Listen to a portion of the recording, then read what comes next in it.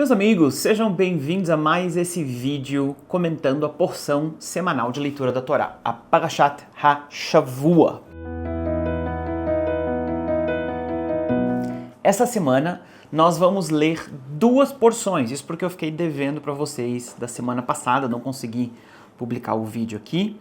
Então a gente vai começar em Números, no livro de Números, Bamidbar, no capítulo 19, com a porção que se chama Hukat. E depois nós vamos até Números 22, com a próxima porção que se chama Balak. Ok? Então, deixa eu começar dizendo o seguinte, esses dois textos, na verdade, tanto a porção Hukat quanto a porção Balak, mas principalmente Hukat, principalmente essa primeira, ela tem várias histórias, tá? A gente está falando aqui da morte de Miriam, a gente está falando quando o povo murmura porque não tem água e Moisés pega o seu cajado e fere a rocha ao invés de falar com a rocha, e aí recebe como consequência disso o fato de não poder entrar na terra de Israel. A gente está falando do mesmo texto onde Arão, o sumo sacerdote, irmão de Moisés, morre e tem o sumo sacerdócio entregue como herança para Eleazar, para o seu filho primogênito. Tem várias histórias, várias lições, várias coisas que a gente poderia se concentrar aqui, mas o que eu quero compartilhar com vocês está lá no capítulo 21, a partir do versículo 4. Eu vou ler alguns desses versículos com vocês aqui, e aí a gente vai dar uma mergulhada na simbologia e em tudo que está acontecendo. Essa aqui é uma das histórias, para mim, mais fascinantes das Escrituras. Então o texto diz o seguinte: E partiram do Monte Hor pelo caminho do Mar Vermelho para rodearem a terra de Edom.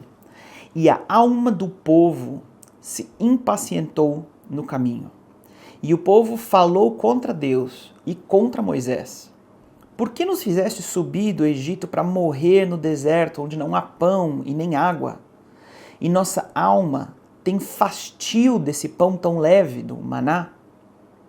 E o Eterno enviou para o povo serpentes abrasadoras, que picaram o povo. E morreu muita gente de Israel. E o povo veio a Moisés e disse: Pecamos, pois falamos contra o Eterno e contra ti. Ora o Eterno para que tire de sobre nós a serpente. E Moisés orou pelo povo, e o Eterno disse a Moisés: Faze para ti uma cobra abrasadora, e põe-na sobre um poste. E acontecerá que todo aquele que for picado, olhando para ela, viverá. E Moisés fez uma cobra de cobre, uma serpente de bronze, em algumas versões está escrito em português, e a pôs sobre um estandarte, sobre um poste. E eis que, se por acaso a cobra picava alguém, este olhava para a cobra de cobre e vivia. E os filhos de Israel partiram e acamparam em Uvot. Olha que loucura o que está acontecendo. O povo de Israel está no meio da sua peregrinação, já estão aqui há tempo peregrinando pelo deserto, e esta reclamação, ela volta constantemente do povo dizendo: por que que tu nos tiraste do Egito? Por que que tu nos fez nascer para esse mundo? Por que que a gente passou por todo aquele parto, por toda aquela coisa? Por que que abriu o Mar Vermelho? Por que que a gente está aqui? Para estar no meio desse processo tão difícil, numa terra tão difícil, que é deserta, que se você planta não vem nada, que a gente depende do maná para comer, a gente depende disso. Por que isso tudo? Tá escrito que a alma do povo se impacientou no caminho, mas em hebraico isso é tão mais poético, tá? Porque a expressão que está utilizada aqui em hebraico, Vatiktsar nefesh ha'am. A alma do povo se encurtou. E isso aqui, gente, é algo que acontece conosco durante o processo da vida. Às vezes a gente está passando por momentos em que a nossa alma, a nossa vida do lado de dentro, ela parece quase ilimitada, ela parece expansiva, ela parece sem fronteira, sem limite, sem restrição nenhuma.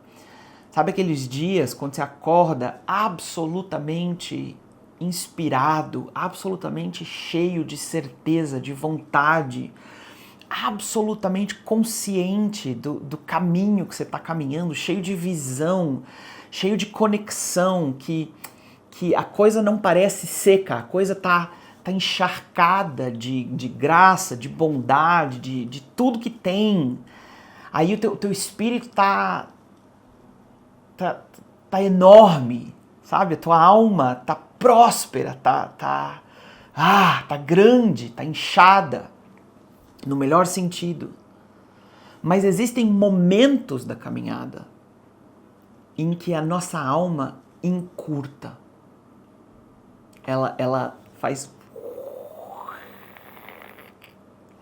E ela vai ficando seca e mais rígida e menos móvel, menos maleável, menos expansiva. Ela vai encurtando por causa das nossas circunstâncias, por causa da dificuldade do momento que nós estamos passando. Mas é preciso entender que os momentos em que a alma está super expansiva, super conectada com o infinito, que parece que não... Sabe, aquele dia maravilhoso? Esse dia faz parte do trajeto. E o dia que a tua alma está constrita, que ela tá toda restringida, que você não tem muito por onde se mexer, que todo o teu mundo interior parece que diminuiu de tamanho, esse dia também faz parte da caminhada. Esse dia também faz parte do processo de estar peregrinando por essa vida, de estar peregrinando por esse deserto. E o que o povo fez foi o que o povo faz, é o que eu faço, o que vocês fazem, eu tenho certeza, se vocês são seres humanos. O povo abriu a bocona grande para reclamar, para dizer, mas caraca, e aí? Por que nós estamos aqui? Tá difícil demais, e por que tá desse jeito, e por que aquilo, e por que aquilo outro, e papapá. De novo, a gente está nesse livro que se chama em português Números, mas em hebraico ele se chama Bamidbar, no deserto. E Midbar, a palavra deserto em hebraico, ela vem da palavra medaber, tem a ver com a fala, com o nosso diálogo interno, com aquilo que sai da nossa boca, com aquilo que povoa a nossa mente. Então, a gente está aprendendo uma lição, cara, importantíssima aqui. Que na jornada do deserto, na jornada do Midbar, nesse processo, a gente tem dias da expansão da alma e tem dias da contração da alma. E nos dias da contração da alma, em que o teu mundo interior parece que está comprimido, que falta espaço, que você não consegue nem respirar direito, a grande armadilha, ela tá aqui, ó, na língua, ela tá na boca, ela tá na conversa que eu tenho comigo mesmo a respeito de mim mesmo, das minhas circunstâncias e das intenções do Eterno para esse momento na minha vida.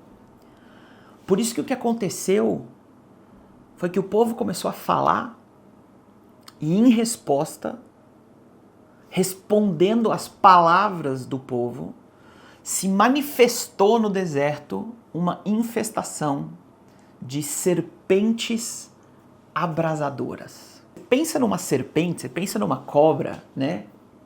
A coisa mais característica de uma cobra é aquela coisa da cobra se rastejando por aí e fazendo, botando a linguinha para fora, tá? A cobra, a serpente, ela tá profundamente conectada com a deturpação do discurso, com a deturpação do conhecimento, a deturpação daquilo que está... Em hebraico a gente chama isso de biná, que é uma das 10 emanações da presença do Eterno para esse mundo. Ele se manifesta a respeito de 10 emanações diferentes. Eu já falei sobre isso em vídeos passados, não quero entrar em todo esse estudo aqui, porque isso é muito profundo para esse vídeo, mas Biná é uma delas. Biná significa sabedoria, conhecimento. E quando a sabedoria e o conhecimento, que são originalmente uma manifestação de Deus, uma manifestação do Eterno, quando essas coisas se corrompem, elas geralmente se corrompem através da palavra, do discurso, da boca, e elas são representadas na simbologia bíblica por uma serpente.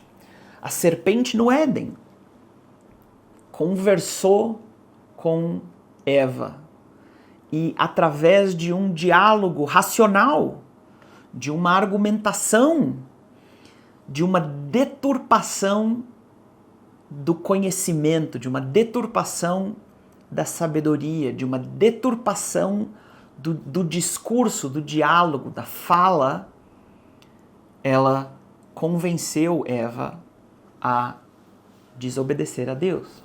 E é interessante porque tem uma diferença de abordagem aqui, tá? Porque eu sei que muita gente do meu público que me assiste são meus irmãos cristãos. E o cristianismo imediatamente associa a figura da serpente com a figura do diabo, de Satanás, que é um inimigo externo a mim, que é alguém que está lá do lado de fora, que tem um poder espiritual e que está aqui para me fazer o mal.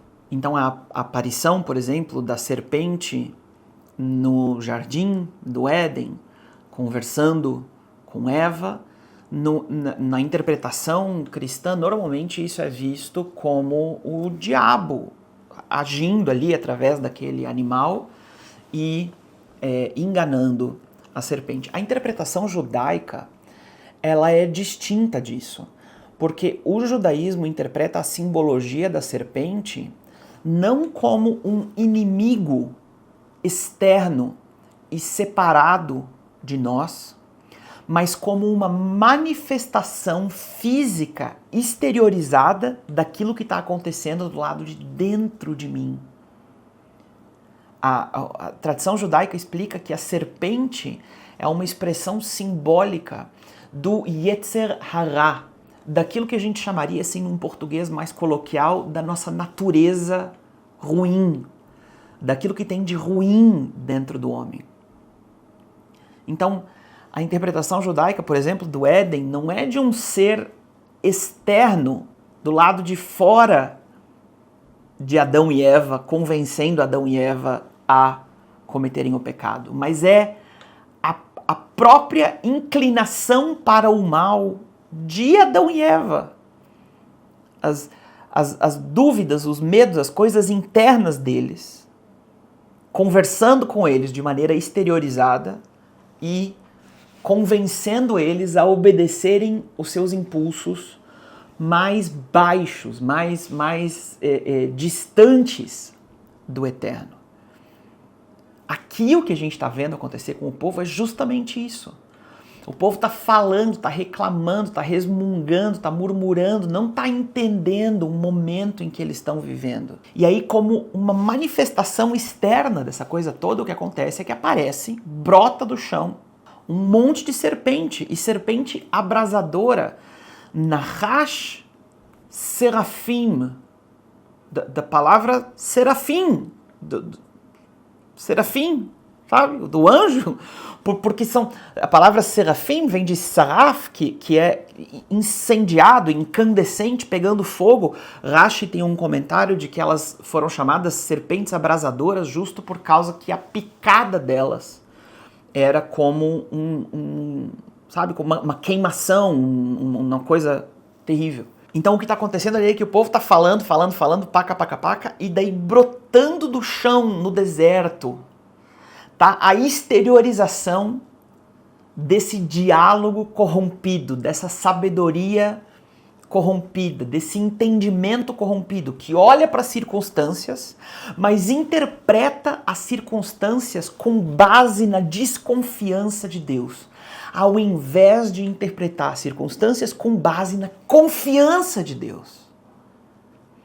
Porque eu posso estar no meio do meu dia de alma curta, no meio do dia de constrição, no meio do dia de estar restrito e rígido e duro e seco, e no meio desse dia olhar para essas minhas circunstâncias, mas embasar esse meu olhar, embasar a minha leitura, embasar o meu conhecimento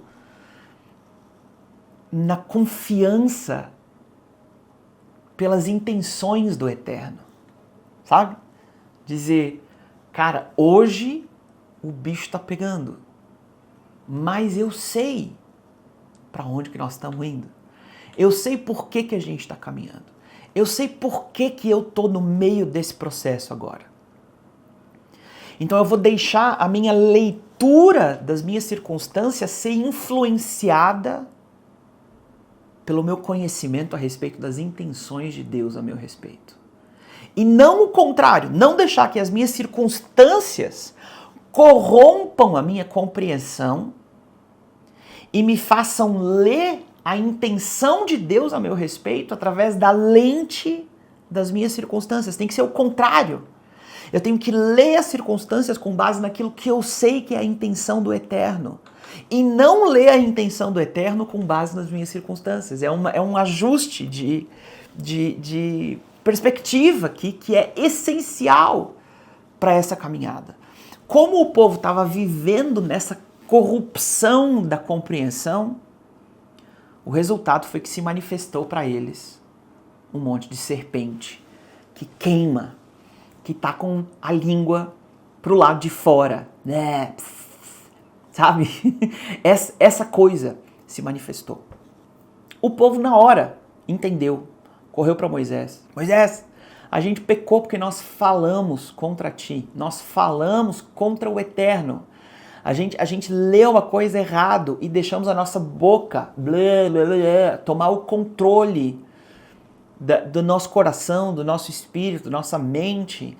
E esse nosso pecado externo está se manifestando aqui no chão, aqui na terra, através dessas serpentes. Vai lá, ora, pede para Deus tirar a serpente.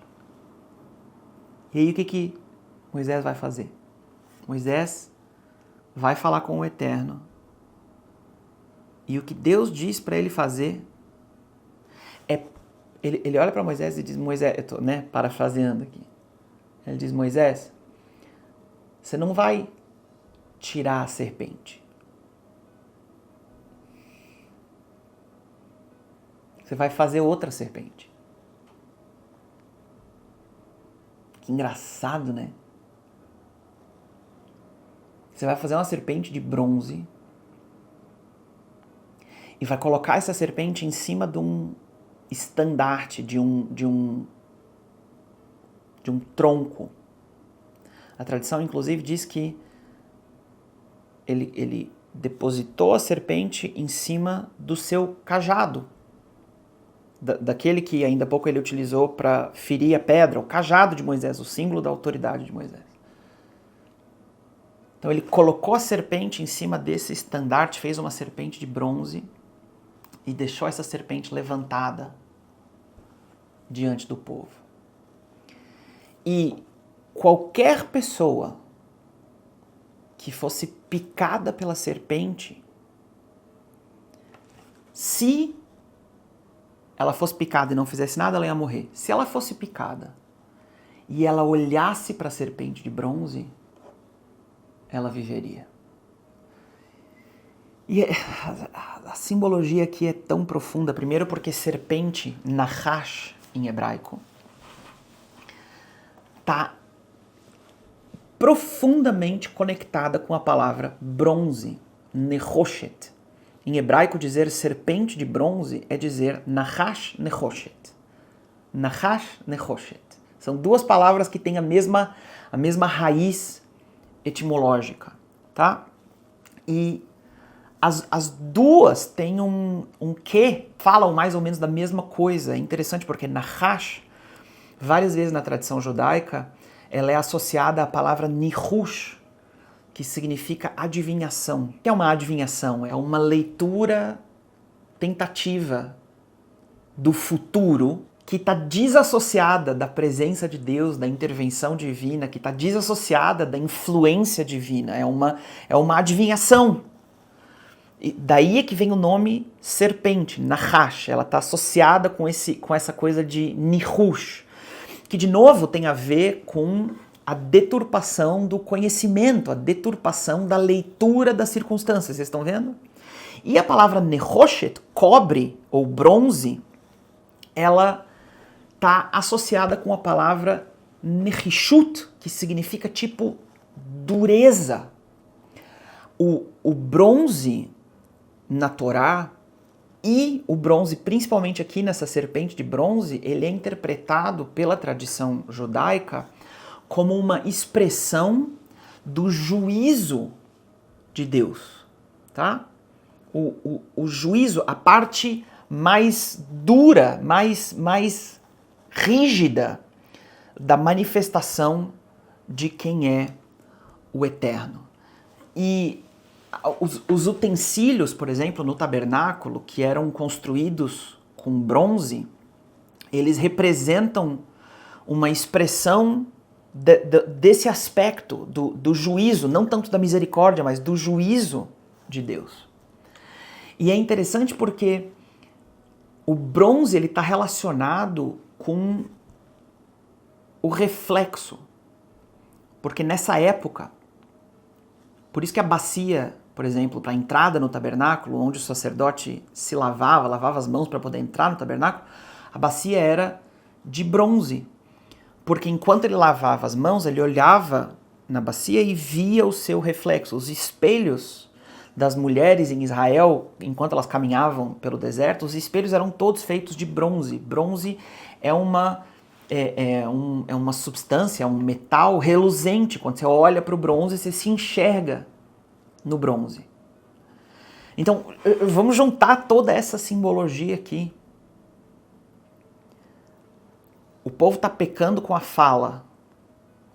Ele está vivendo uma deturpação do conhecimento, uma deturpação do entendimento, e está lendo as suas circunstâncias errado e falando, e a língua, igual uma serpente, está soltando o veneno da minha própria inclinação para o mal contra a minha própria vida. E o antídoto para isso não é remover a serpente, não é resolver o problema, não é nem, sei lá, cortar a minha língua fora e me impedir, fazer alguma coisa que me impeça. Deus podia fazer assim e tirar de mim a habilidade de murmurar. Uai! Ele podia dizer, haja um Rodrigo 100% pleno, 100% obediente, 100% espiritual, 100% bem o tempo todo, sempre no caminho certo, haja. E do mesmo jeito que houve o mundo inteiro, também haveria eu. Também ia acontecer contigo. Ele podia fazer assim e mudar tudo o tempo inteiro. Mas não é esse o propósito. Deus olha para Moisés e diz, Moisés, constrói uma serpente. Constrói a exteriorização da ansiedade do Rodrigo a respeito do futuro. Constrói a tentativa, a exteriorização da tentativa de adivinhar um futuro, de fazer uma leitura do futuro que seja independente de mim e da minha natureza e da minha bondade. Põe isso para fora, constrói uma serpente e faz ela ser de bronze. E coloca ela em cima de um poste, de um estandarte. Cada vez que o Rodrigo for picado pela própria língua, ele vai olhar para essa serpente de bronze. Quando ele olhar para a serpente de bronze, na verdade, ele vai estar olhando para si mesmo. Ele vai estar olhando para o seu próprio reflexo. E em olhar para si mesmo, não em fugir do problema, não em dizer, Deus, tira o problema de mim. Não, mas em encarar o problema, olhar para ele. Ali é que está a cura. E é interessante porque as serpentes, elas estavam no chão, na terra. E a serpente de cobre, a serpente de bronze, ela estava em cima de um estandarte, lá no alto. Para olhar para a serpente de bronze, eu tinha que tirar os meus olhos aqui das minhas circunstâncias imediatas e olhar para cima. Aí, olhando para cima, na direção do eterno, apesar de que ele está em todos os lugares, mas olhando para o céu, eu estou vendo duas coisas ao mesmo tempo. Eu estou vendo a serpente, eu estou vendo a exteriorização da minha ansiedade, a exteriorização da minha adivinhação, a exteriorização da corrupção do meu discurso, do meu diálogo interno, numa superfície reflexiva, eu estou me vendo. A ideia é que quando eu estou olhando para lá, para a serpente, eu estou vendo a serpente, eu estou vendo a exteriorização da minha ansiedade, da minha adivinhação a respeito do futuro incerto. Eu estou vendo a minha imagem, eu estou olhando para mim mesmo, refletido lá no bronze. Mas eu também estou olhando para o alto, eu também estou olhando para cima. E a parada louca aqui é que a nossa lógica humana seria a de fazer aquilo que o povo disse. Tira a serpente. Tira a tua inclinação para o mal. Tira o teu desejo de reclamar. Tira a tua falta de paciência. Remove o problema. E aí Deus olha para Moisés e diz, não é tirar a serpente, é elevar a serpente. E isso aqui, gente, isso aqui é um dos grandes mistérios místicos do judaísmo e da vida inteira. É o segredo não de tentar erradicar todas as tuas inclinações para o mal. Porque as tuas inclinações para o mal, elas estão aí, elas fazem parte da tua natureza de propósito.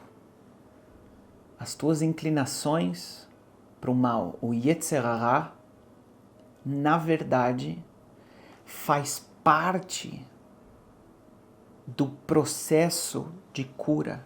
Ele só tem que ser elevado da terra para o céu. Ele só tem que sair do chão do deserto, da areia, e ser colocado em cima de um poste. É só ajustar a perspectiva da coisa e aquilo que você achava que eram as tuas piores falhas, as tuas piores características, se tornam instrumentos do nosso conserto nessa caminhada. A serpente que te pica também é a serpente que ajusta a tua visão e te faz ser curado. Isso é uma loucura. É uma loucura. É uma loucura total. Mas é um convite para a nossa confiança na intenção do Eterno a nosso respeito, mesmo no meio dos processos difíceis. E a próxima parashá, a próxima porção, que chama Balak, ela trata praticamente da mesma coisa, mas de uma outra perspectiva. Na história da serpente de bronze, a gente viu a nossa inclinação para o mal, a nossa maldade, a nossa distância do Eterno, tudo isso, na verdade, sendo transformado em um instrumento para nos trazer cura. E aí, logo a próxima porção é essa que se chama Balak, que conta a história de Balaão. Balaão, que era, de novo, uma história mística, esquisita, estranha. Eu vou ser bem breve aqui, porque o vídeo já está longo. Mas uma história assim bizarra. Ele é um profeta que vem de uma terra distante, que não é judeu, e ele é chamado de feiticeiro. Ele vem para fazer feitiçaria, para colocar um feitiço em cima do povo de Israel, porque os habitantes da terra estão com medo desse povo que está passando por ali. A palavra profética dele é comprada, ele é subornado para vir profetizar. 3 vezes ele vai profetizar. No caminho de ir atender o pedido de Balac, que era o rei, e ele, Balaão, o profeta, ele monta em cima de uma jumenta, da jumenta dele. A jumenta no caminho vê que tem um anjo de Deus no meio da estrada com uma espada desembainhada prestes a matar os dois. Então a jumenta fica teimosa, começa a ir para um lado para o outro. Balaão começa a bater na jumenta e tal. Deus abre a boca da jumenta, a jumenta fala com Balaão. Olha que, tipo assim, história bizarra, maluca. Mas é interessante porque tem uma interpretação judaica tão interessante, porque a palavra jumenta, hamor, em hebraico, ela às vezes é associada com a palavra homer, que significa material, a vida material, os bens, as posses, a coisa toda.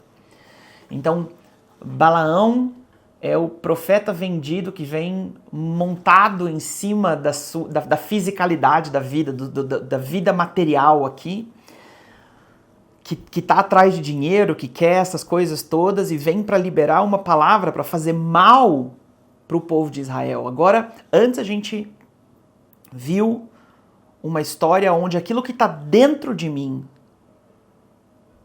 está tentando me impedir na jornada, tá se tornando uma cobra para me picar. Agora a gente está vendo uma história em que o povo de Israel não tem nada a ver com a história. Tipo assim, eu tô aqui caminhando, seguindo minha vida, por que tem um outro lá que tá querendo me fazer mal? Por que tem um outro lá que tá convocando um bruxo para vir soltar um feitiço em cima de mim e de repente toda essa história, todo esse plano pro mal, ele se torna 3 vezes bênção na boca de Balaão para liberar sobre o povo de Israel. Na verdade, a palavra profética, a profecia de Balaão se tornou tão fundamental, tão essencial, se tornou meio que um dos fundamentos de quem é o povo judeu. A gente ora as palavras de Balaão quando ele está abençoando as tendas de Jacó todo dia de manhã. Então olha que loucura, o povo estava diante de uma situação impossível, diante de um inimigo externo, diante de um confronto eminente, diante de forças espirituais, sem dúvida, um bruxo contratado para vir aqui fazer um trem. E essa situação inteira também foi manipulada pela misericórdia e pela bondade do Eterno para se transformar em bênção. Então, essas duas porções juntas, essas duas histórias, tanto Hukat, que tem a história da serpente de bronze, quanto Balak, que tem a história de Balaão, elas contam para nós os dois lados da mesma moeda. A primeira trata do confronto com um inimigo interno, que Deus utiliza para se tornar parte do nosso processo de cura. E a segunda trata do confronto com um inimigo externo, que sem que eu faça absolutamente nada se levanta contra mim e quer o meu mal. Mas o resultado das duas é o mesmo. É de entender que quer seja pelo processo de conserto, de tratamento, pelo processo de confrontar a minha serpente, de olhar para mim mesmo num espelho com sinceridade e trabalhar na minha própria alma, ou quer seja um processo de um conflito externo a mim, de um problema que não tem nada a ver comigo, de um inimigo que se levantou contra mim, de uma circunstância sobre a qual eu não tenho nenhum controle. Dos dois lados, o peso pende para o lado da misericórdia. O peso, o fluxo. Acho que foi o Martin Luther King Jr. que disse que a arca do universo, ela se inclina em direção à justiça. The arc of the universe bends towards justice. Eu acho isso lindo. E aqui a gente está vendo nas duas histórias, o mesmo princípio. Que tudo isso aqui, quer sejam os teus pepinos internos, quer sejam os conflitos externos da realidade da vida no dia a dia, do mundo material, que nas duas circunstâncias a arca do universo se inclina em direção à justiça, à bondade, em direção ao eterno, à vontade do eterno. Então, meu amigo, e eu digo isso para mim, talvez mais do que para todos vocês, a ansiedade, a adivinhação do futuro, ela te pica no deserto.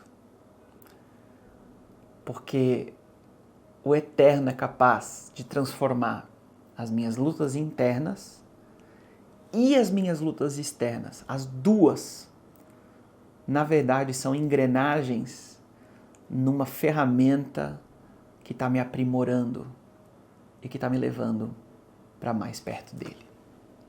Obrigado por terem estado comigo até aqui e a gente se vê na próxima semana.